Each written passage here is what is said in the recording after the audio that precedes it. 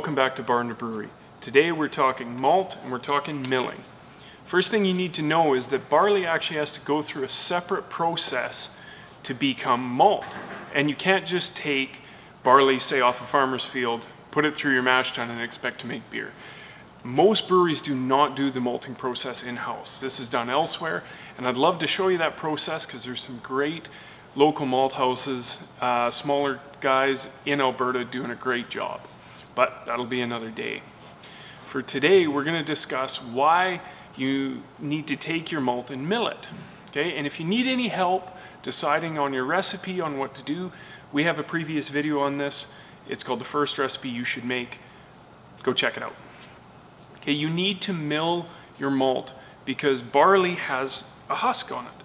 And if you blend that with water, you may not be able to extract the sugars without cracking that husk open. Now, that's an important piece because we don't want to mill it so fine that it creates a ton of like flour. We want to just break open those husks. Okay, and then those husks can create a filter bed in our mash later on.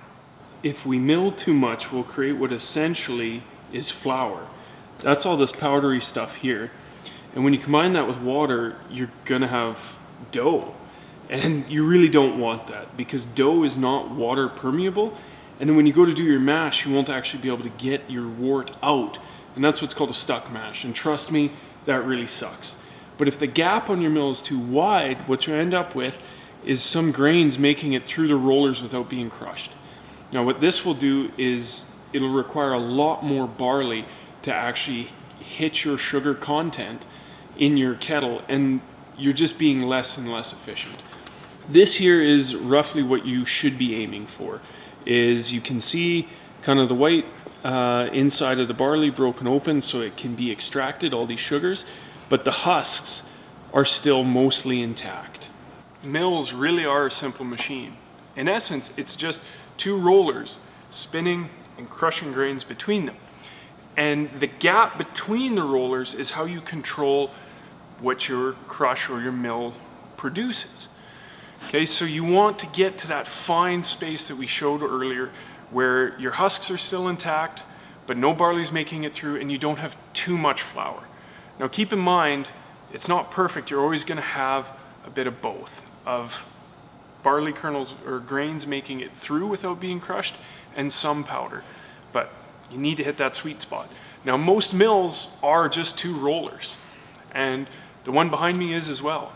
They're simple enough and it works good. You can get other mills that have multiple rollers and can be more complex. Here's the inside of our mill. As you can see, if I turn the motor manually, it spins, and that's how the barley would be crushed. Every mill is going to be different, like the roller style is different. I will tell you guys the measurement I use between my rollers, but it may not work for you. Now, if you're trying to get a consistent crush, the best way to do so is to measure that gap. And here I have a set of feeler gauges, and this is how I measure. So our rollers are set on both sides, so I make sure that I measure to one side, to the middle,